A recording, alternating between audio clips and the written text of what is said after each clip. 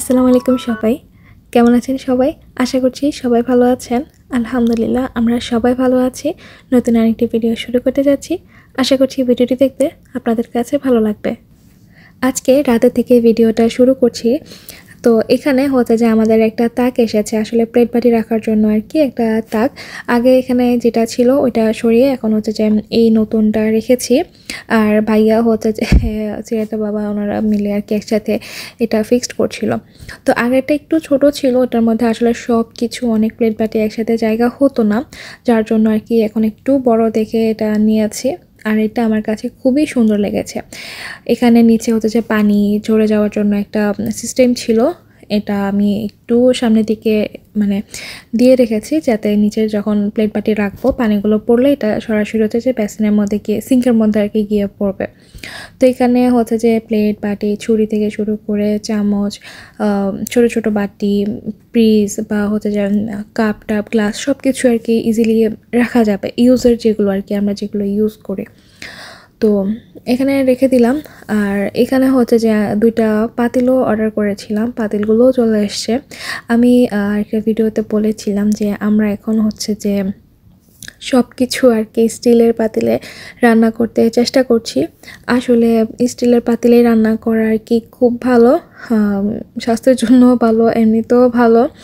আর ননস্টিকের যে ফ্রাইং প্যানগুলো যেগুলোতে হচ্ছে যে একটু দাগ লাগলে রং উঠে যায়, ফ্রাইং প্যান নষ্ট হয়ে যায়, ওগুলোতে নাকি খাওয়া আসলে এরকমভাবে ভালো না, স্টিলই ভালো।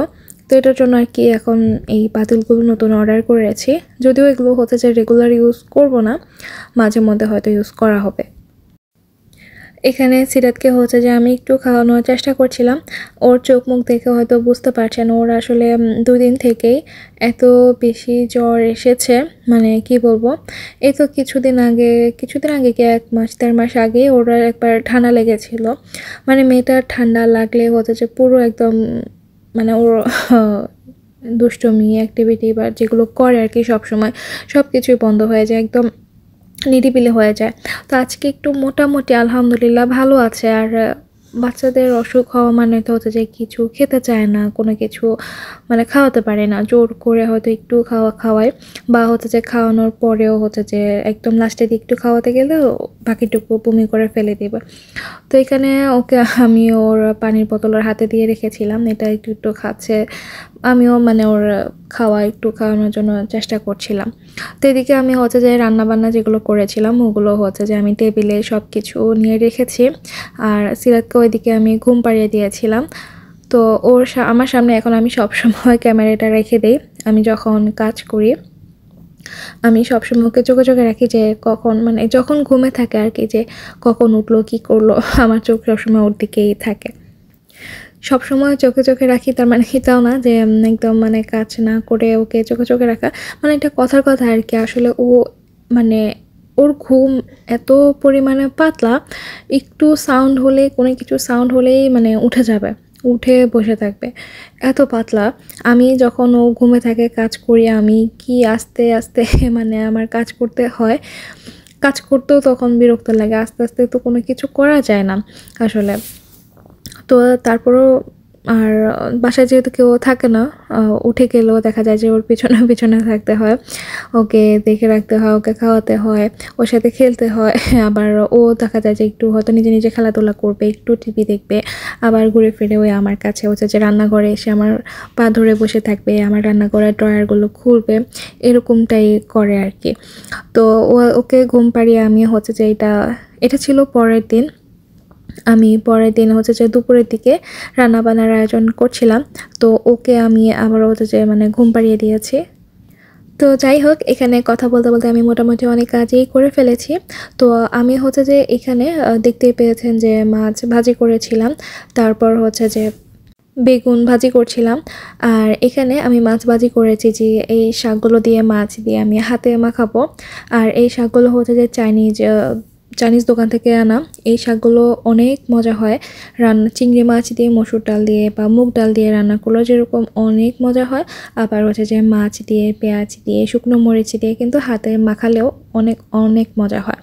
এই শাকটা কিছুটা আমাদের হচ্ছে যে দেশের সরিষা শাকের মতো খেতে, মানে কাইন্ড অফ আর কি ওরকমই লাগে।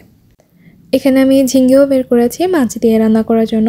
আর এগুলো আমাদের হচ্ছে যে চাইনিজ দোকান থেকেই আনা। তো এগুলোকে আমি খুব সুন্দর করে কেটে নিয়ে এখন হচ্ছে যে ধুয়ে রাখবো। আর ওইদিকে আমি যে শাকগুলো কেটে রেখেছিলাম এগুলো ধুয়ে ছোট ছোট একদম কুচি কুচি করে কেটে আমি এগুলো একটু ফ্রাইং প্যানে হচ্ছে যে ভাজি করে নিয়েছি। ভাজি বলতে কি মানে এগুলোর পানিগুলো আর কি একটু শুকিয়ে নিয়েছিলাম। পানিগুলো একদম যখন পুরোপুরি শুকানো হয়ে যাবে তখনই আমি হচ্ছে যে এটা মাছ দিয়ে মাখিয়ে নিব। তো সিরাত আমি রান্না করতে করতে উঠে গিয়েছে। তো মাঝখান দিয়ে হচ্ছে যে ওকে এনে ওকে স্থায়ীভাবে বসিয়ে রেখে তো আমি আবারও রান্না করতে চলে আসলাম।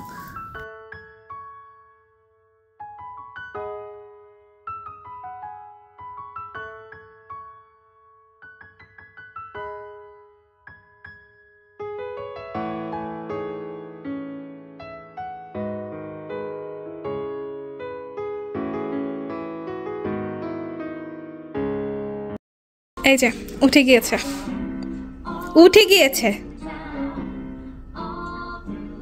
তো আমি এখন এমনিতেই হচ্ছে যে একটু টিভিটা অন করে দিয়েছি, বাকি রান্নাটা শেষ করে তারপর হচ্ছে ওকে খাইয়ে দিব। কারণ ওকে এখন এভাবে রাখলে আমার কোলে উঠে থাকবে, আমার পায়ের কাছে গিয়ে দাঁড়িয়ে থাকবে। তো এটার জন্য আর কি এখন টিভিটা একটু অন করে দিয়েছি।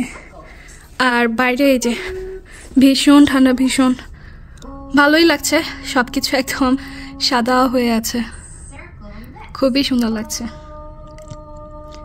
এখান থেকে রাতে অলিম্পিক স্টেডিয়ামটা যখন লাইটিং হয় আরও বেশি সুন্দর লাগে। এটার ভিতরে অনেক সুন্দর, অনেক বড়। তো যাই হোক এখন রান্নাটা শেষ করে ফেলি।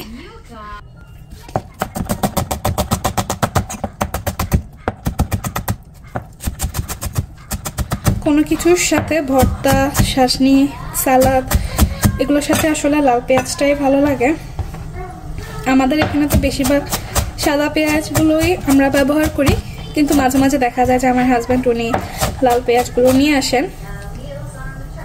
কিন্তু এগুলো আমাদের দেশের মতো অত নরম না, মানে তরকারিতে দিলে হয় কিনা যে নরম হয়ে যায়। আমাদের দেশে তো পেঁয়াজগুলো দেখি যে আরও নরম থাকে, কিন্তু এগুলো দিলে আমার মনে হয় যে অনেক সময় নেয় নরম হতে। তো যাই হোক আমি এখন এই যে আমার এখানে মাছটা, তো এখানে কিছু তরকারিতে দিব আর কিছু হচ্ছে যে শাকের জন্য আর কি রাখবো। তা আমি মাছগুলো বেছে নেই।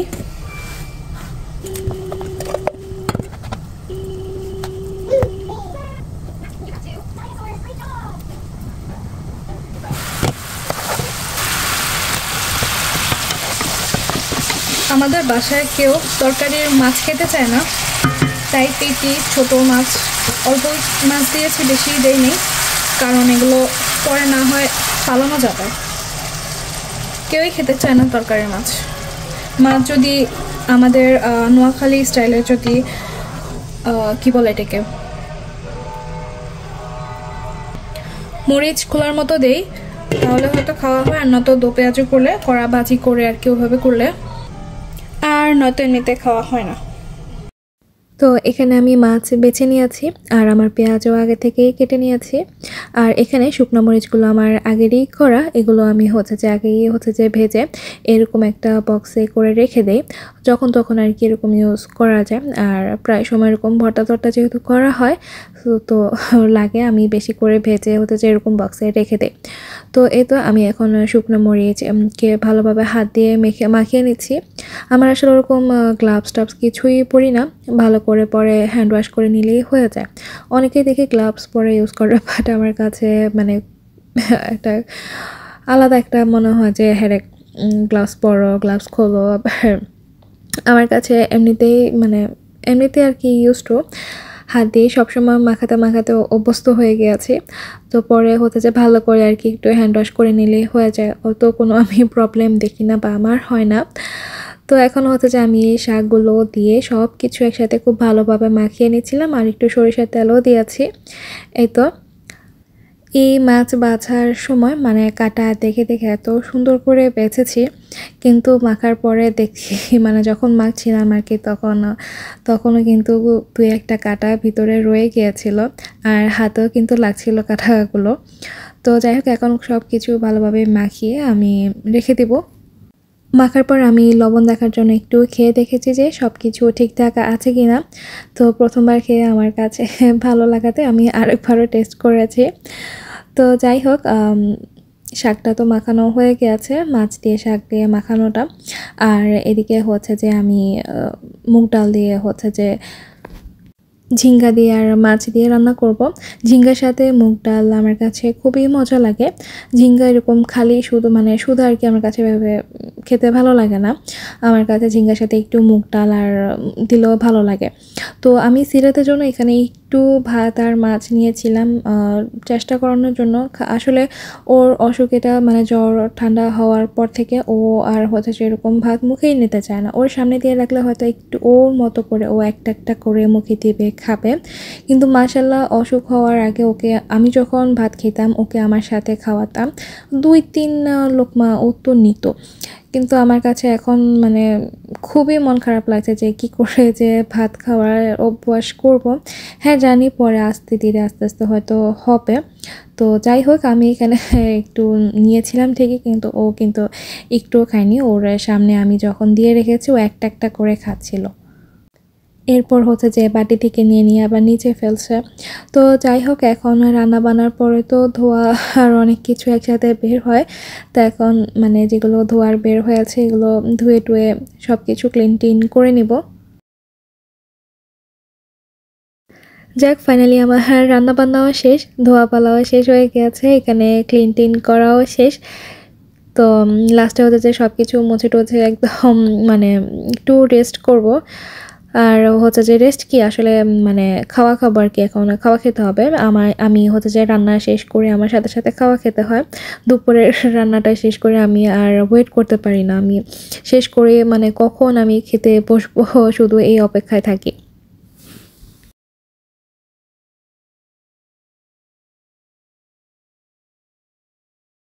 তো যে আশপাশ সব কিছু ক্লিন টিন করে নিয়েছি টুকটাক আর কি। আর এই ডিম দুইটা আমি বের করে রেখেছি, এটা দিয়ে আমি একটা কেক বানাবো কলা দিয়ে। আর এখানে এগুলো কিছু তেল রয়ে গিয়েছিল, আমি কিছু ফ্রাই করেছিলাম নাগেটস আগের দিন। তো এখন এগুলো একটা বক্সে রেখে দিয়েছি। আর এখানে এই যে এই গাছগুলো আমার মামি শাশুড়ি আমাকে দিয়েছিলেন সে আরও আগে। তো আমি আসলে এগুলোতে পানি দিতে আমার একটুও খেয়াল থাকে না, নাহলে এগুলো আরও অনেক বড় হয়ে যেত। তো এই জন্য এখানে এনে রেখেছি, এখানে রাখলে তাও পানি দিতে খেয়াল থাকবে। দুপুরের রান্নাবান্না শেষ করে সব কিছু গোছগাছ করে এখন নিজের কাছে একটু শান্তি লাগছে যে আজকের মতো কাজ এখানেই শেষ হয়েছে। তো যাই হোক, আজকের ভিডিওটি কেমন লাগলো সবাই কমেন্ট করে জানাতে পারেন। সাবস্ক্রাইব করতে কিন্তু ভুলবেন না। সবাই ভালো থাকবেন, সুস্থ থাকবেন। আজকের ভিডিওটি এই পর্যন্তই। আল্লাহ হাফেজ।